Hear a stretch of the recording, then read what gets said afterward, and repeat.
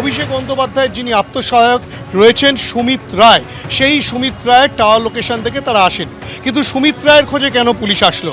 এটার নেপথ্যে যে কারণ সেটা হচ্ছে পশ্চিম মেদিনীপুরের তৃণমূলের প্রাক্তন বিধায়ক সুজয় হাজরা, তার বিরুদ্ধে কিন্তু জমি কেলেঙ্কারি এবং সেই জমিকে দেখিয়ে কোটি কোটি টাকা, সেই কোটি কোটি টাকা কিন্তু রীতিমতো আত্মসাৎ করার ঘটনা ঘটেছে।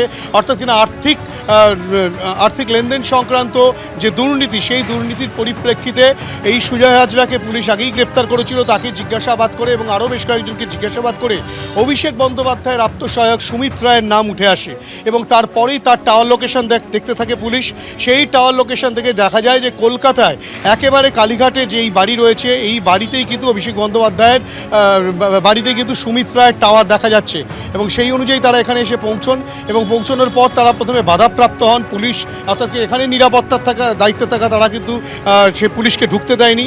পরবর্তী ক্ষেত্রে দীর্ঘক্ষণ দাঁড়িয়ে থাকার পর 6:45 নাগাদ গ্যাস কাটা দিয়ে তালা ভেঙে রীতিমতো তদন্তকারীরা ভেতরে প্রবেশ করেন এবং তারপরে প্রায় 2 ঘন্টা ধরে তল্লাশি চলে এবং এরই মাঝে যখন তল্লাশি শুরু হচ্ছে, পুলিশ ঢুকেছে, শালবনী থানার পুলিশ, তখন মমতা বন্দ্যোপাধ্যায় তিনি কিন্তু একেবারে হাঁটতে হাঁটতে এখানে প্রবেশ করেন অভিষেক বন্দ্যোপাধ্যায়ের বাড়িতে এবং স্থানীয় মানুষজন যেটা বলছেন যে কি হচ্ছেটা কি, কেন এরকম ঘটনা ঘটছে, এই বলতে বলতে মমতা বন্দ্যোপাধ্যায় ভেতরে প্রবেশ করে যান এবং তারপরেও তারা 2 ঘন্টা একসাথে কথাবার্তা বলেন অভিষেক বন্দ্যোপাধ্যায় এবং মমতা বন্দ্যোপাধ্যায়ের কথোপকথন হয় ভেতরে অভিষেক বন্দ্যোপাধ্যায়ের বাড়িতেই।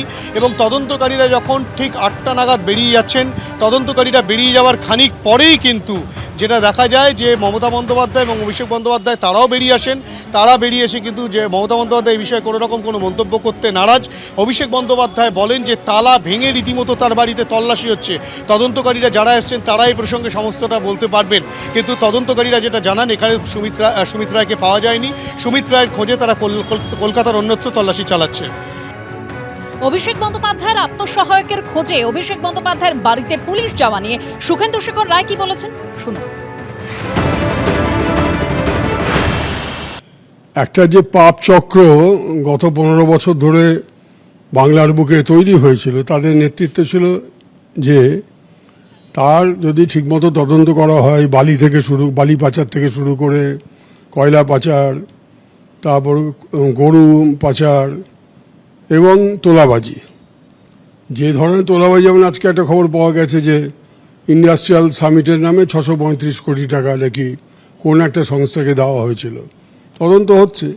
এরকম যদি সমস্ত কিছু তদন্ত হয় তাহলে একে সারা জীবনের প্রায় অর্ধেক জীবন জেলেই কাটাতে হবে। এবিপি আনন্দ, এগিয়ে থাকে, এগিয়ে রাখে।